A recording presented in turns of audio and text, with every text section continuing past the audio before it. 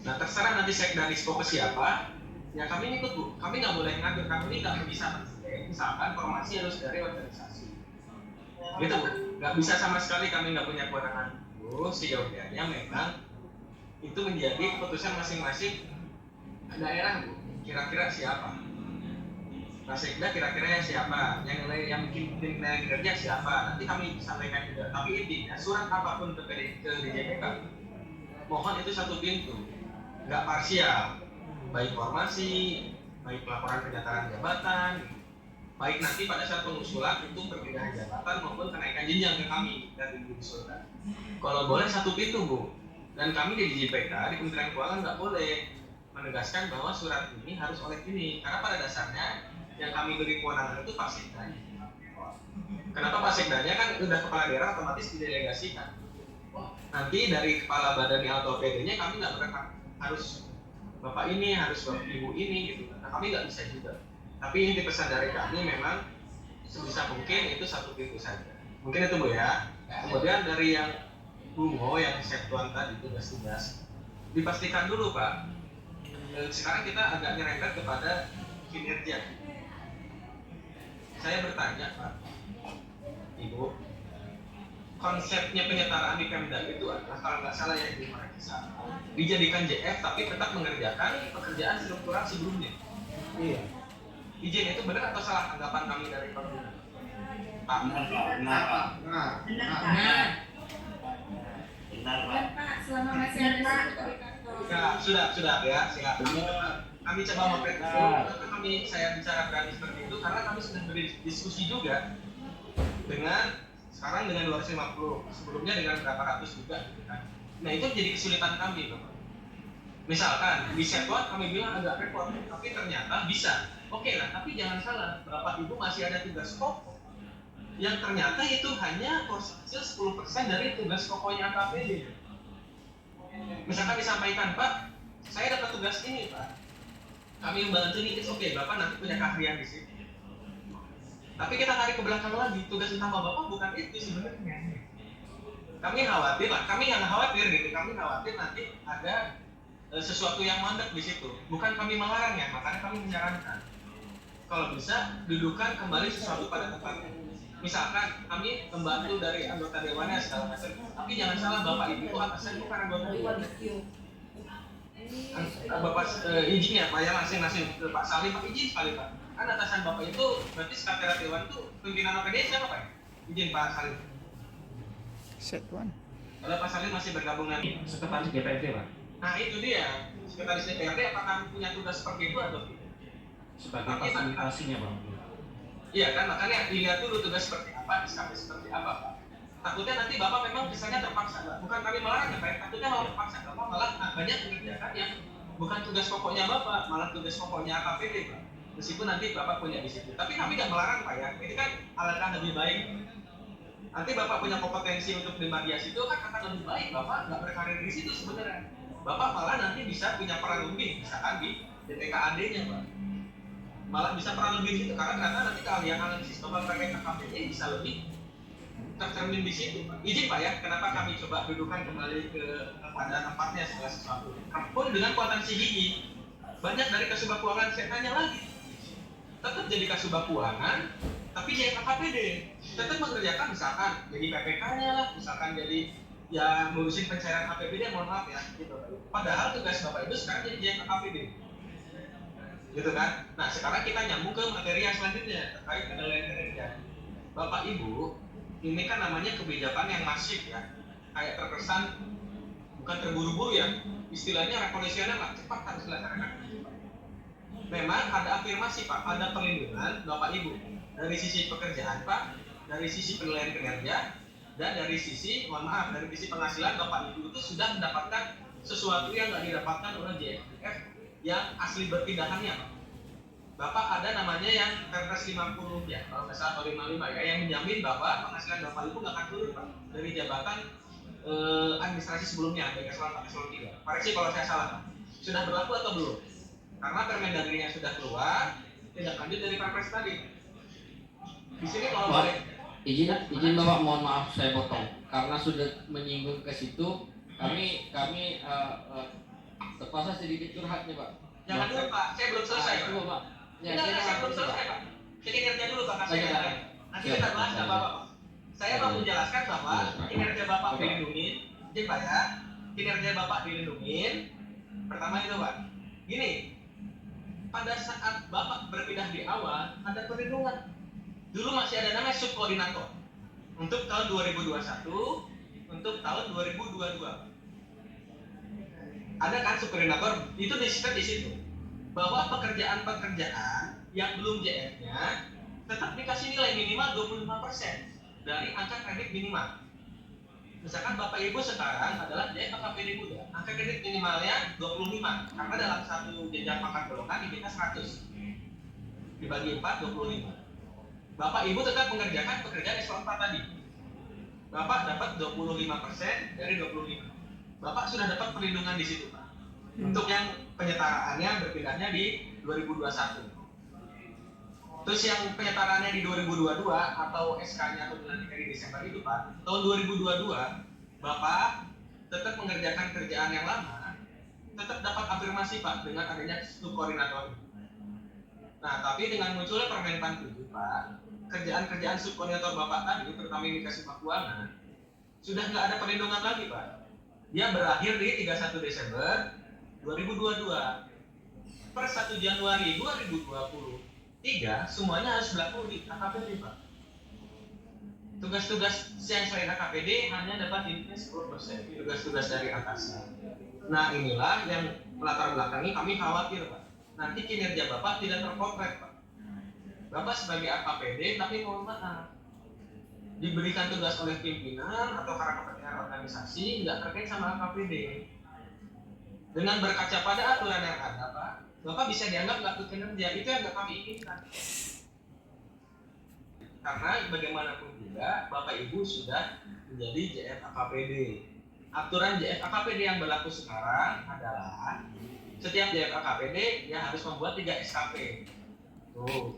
Terkait sama siapa? Sama HKPD tadi di 55 tugas pokok sama 7 tugas tambahan. Dasar pengerjaannya adalah di awal tahun berdiskusi dengan pimpinan Bapak Ibu, baik dengan kepala dinas, kepala PD maupun yang ditugaskan oleh kepala dinas dan PD untuk menjadi supervisor Ibu Bapak, menjadi atasan yang secara tertulis lah.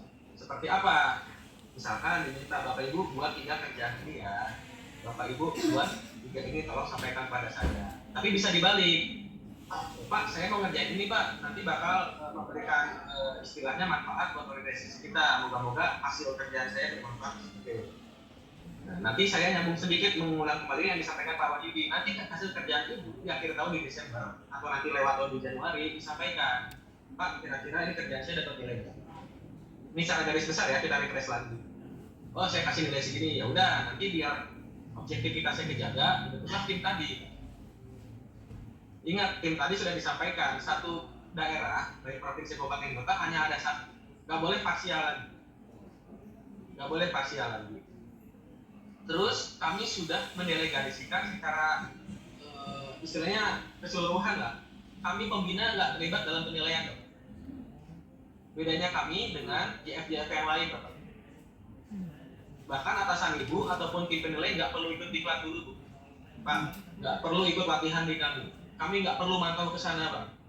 Kami percayakan karena ini kan nyebut dengan kinerja ya. Menpan pun sepakat Pak. Kinerja Ibu sebagai AKPD yang tahu adalah atasan Ibu dan rekan-rekan sejawat Ibu Pak. Kami pembina nggak ikut campur di situ. Kami hanya membuat aturan. Kami hanya membuat batasan-batasan silakan. Tapi kewenangan penilaiannya adalah di masing-masing penggunanya. Tapi kami beri batasan ya, harus ada tim penilainya biar objektif. Gitu Bapak. Mungkin dari pertanyaan dari kreditnya, silakan saja Pak.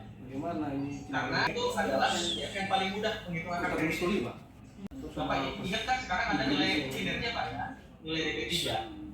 Asalnya apa SKP, karena KP-nya sudah biasa SKP. Bedanya tadi seperti kata Pak Wahyudi, kami itu dapat angka kredit dari nilai capaian kinerja Pak. Baik dari SKP-nya maupun dari nilai perilakunya. Dulu kita kenal dengan DP3 Pak. Nanti kita konversikan hasil Ibu predikatnya apa, hasil Bapak predikatnya apa, dikalikan dengan angka kredit minimal tiap jenjang. Untuk modal 2 Januari sudah menjadi JF AKP. Nah, nanti di akhir tahun ini bisa dimasukkan ke dokumen angka kredit itu. Angka kredit ini yang didapatkan sekarang yang 3C 4 tahun 100, 3 sampai 4 itu 75, 2 sampai 3 50, 1 sampai 2 tahun 25, kemudian yang lebih kecil dari setahun itu 0. Perlakuannya sama juga dengan yang masih 3B, yang dulu eselon 4 masih 3B kemudian.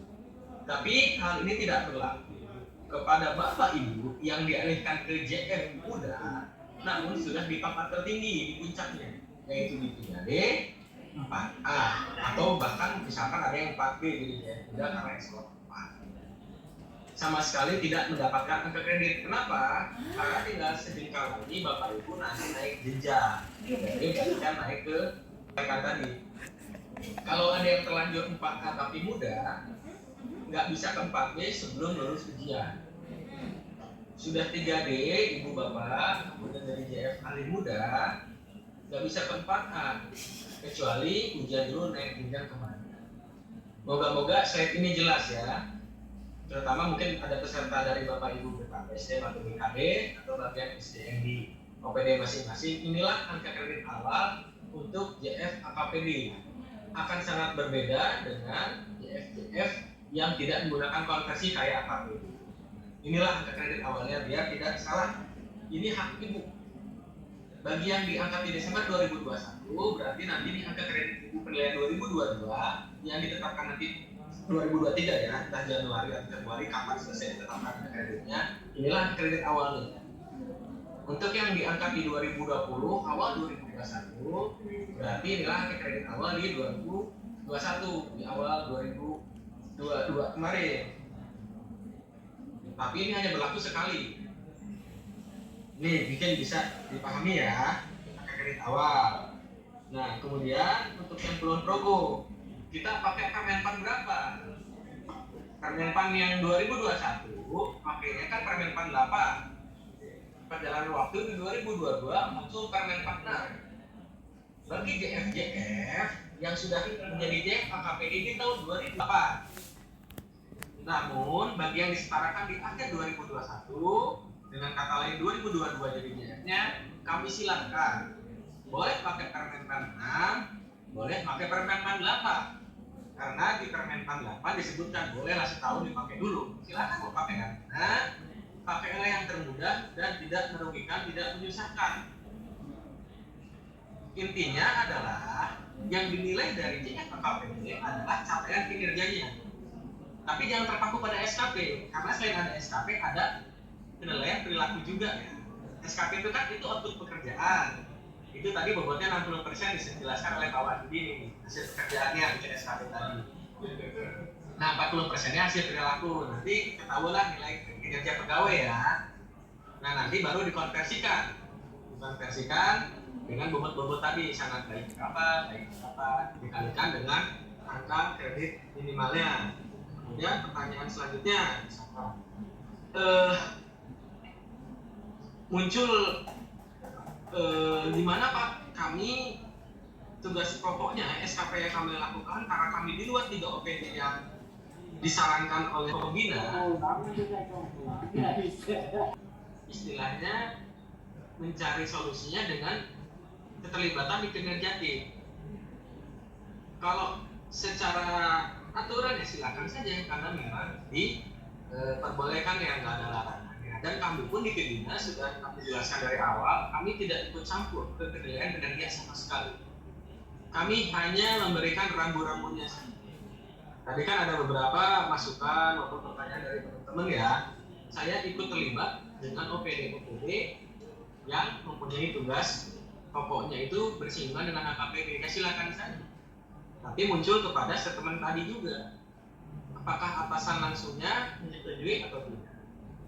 Terus itu masuk tugas tambahan atau tidak? Karena di tugas pokoknya Bapak Ibu bukan AKPD ya, tugas pokoknya di unit Bapak Ibu bersinggungan dengan AKPD atau enggak? Kalaupun dipaksakan, sebenarnya kita masuknya tugas tambahan. Gitu. Memang untuk AKPD itu masuk tugas utama. Tapi yang menjadi bukan permasalahan yang menjadi concern kami adalah tugas AKPD itu yang 55 nggak masuk di unit Bapak Ibu. Kita carikan tugas unit lain, kita masukkan. Mereka yang permentan tadi kan bisa lewat. Pertanyaan saya, itu menjadi tugas pokok atau tugas tambahan? Itulah kami khawatir di situ. Dan ke pertanyaan pertama saya tadi, Bapak Ibu kan masih mengerjakan tugas sebelumnya. Apakah yakin bakal tercapai atau tidak? Kalau kami concernnya memang apabila bagaimana caranya kami tetap bisa teman-teman kesulitan sendiri. Kita mencoba mengerjakan bukan tugas kita, tapi karena AKPD akhirnya kita ngerjain tugas tim ya, saya ulang. Tapi nanti tugasnya Bapak Ibu sendiri terbengkalai. Tapi jangan lupa penilai kinerjanya AKPD kan atasan harus. Gitu. Jangan sampai ya kita udah capek-capek kerja juga, atasan kita nggak setuju sama kerjaan itu. Itu yang kita hindari lah sebisa mungkin ya, kerjakan sejelas itu sebagaimana mestinya ya, selama aturannya terkait AKPD belum berubah. Kemudian terkait tim penilai seperti apa sih? Kalau bersurat itu sudah kami sampaikan juga setiap tahunnya. Untuk tahun 2022 penilaian itu di Desember sudah keluar tanggal 9 Desember, nomor kami S35 PK. Kalau dicatat ya nanti kami share juga, sudah ada surat kepada seluruh daerah bagi yang punya AKPD untuk segera membentuk tim penilai kinerjanya. Nah, jadi dari paparan saya tadi, intinya satu, jangan lupa Bapak Ibu masih punya hak, Bapak Ibu ya, hak angkat kredit awal tadi. Yang kedua, sebagai koordinator boleh dapat 25% dari angkat kredit minimal, tapi hanya berlaku satu kali, entah dari di 2021, entah di 2022. Kemudian jangan lupa segera bikin tim penilai kinerjanya. Penilai kinerjanya silakan ditetapkan oleh yang ditunjuk ya. Tapi intinya memang sudah di PMK 37 disyaratkan sekretariat itu dari PKBSDM. Karena tetap harus satu pintu. Ya, mungkin itu sementara dari saya, Mbak Sajida. Mungkin teman-teman yang lain ada yang bisa menambahkan. Terima kasih Mbak Sajida. Terima kasih Pak. Yang pertanyaan dari Kepulauan Anambas, bagaimana kalau misalnya JF mengerjakan tugas yang bukan di OPD-nya gitu ya tadi itu. Nah Pak izin, jadi kan pembentukan JF AKPD itu kan dalam rangka mendukung instansinya gitu ya, mendukung pimpinan dalam membuat kebijakan dalam pengambilan keputusan yang berhubungan dengan keuangan pusat, pemerintahan pusat dan pemerintahan daerah. Nah tentunya kalau misalnya karena JF AKPD misalnya Bapak misalnya gitu ya, tugasnya tidak ada, kemudian Bapak akan mengambil tugas yang di OPD lain gitu ya. Nah tentunya ini tidak akan berlawanan gitu, tidak selaras dengan yang tujuan rencana strategis instansinya gitu Pak. Jadi menurut hemat kami jadi tidak bisa dilakukan di OPD Bapak tidak ada, kemudian Bapak ngambil OPD lain, itu tidak bisa karena pertama akan bertentangan dengan tidak selaras dengan itu atasan Bapak juga, kemudian tidak selaras juga dengan rencana strategis di organisasi Bapak. Nah, cara mensikapinya mungkin apabila ada tugas-tugas Bapak yang nyangkut di 55 tugas pokok tersebut gitu ya, dan tugas tambahan mungkin sekiranya bisa dicari aja Pak, misalnya saya ngerjakan ini, oh ternyata di 55 tugas ini ada cantolannya, berarti Bapak bisa mengerjakan. Namun demikian penempatan JF AKPD di luar 3 OPD tadi gitu ya, baik itu di BPKAD, Bapeda dan Bapenda mungkin menjadi bahan perhatian bagi bapak-bapak gitu ya sebagai JF AKPD, kemudian bagi BKPSDM-nya juga gitu ya, demi keberlangsungan karir yang JF AKPD. Karena kan kalau masih menurut peraturan yang berlaku sekarang gitu ya, mengacunya ke Permen 42 2014 dan sebagainya, kan itu Bapak harus mengerjakan tugas ya Pak KPD minimal 3 tugas pokok gitu ya. Masa iya gitu ya tahun ini mengerjakan tugasnya ini gitu, masa tahun depan diulang lagi bikin itu gitu ya. Mungkin tahun ketiga juga bikin itu mungkin tujuan dibentuknya JPKPD juga tidak tercapai. Namun demikian kan nanti peraturan ke depan juga dinamis sambil melihat progres kebijakan ke depan mungkin bisa diterawang dulu, bukan diterawang ya, maksudnya 3 tugas pokok ini gitu ya. Nah, namun demikian sambil kedepannya juga dilihat saya mau mengerjakan apa, atau misalnya oh ternyata saya tidak cocok nih di JPKPD ini, mungkin untuk keberlangsungan karir dan kemudahannya saya bisa pindah ke sini ke Unpara dan sebagainya. Itu mungkin tambahannya Mbak Sedidah. Terima kasih.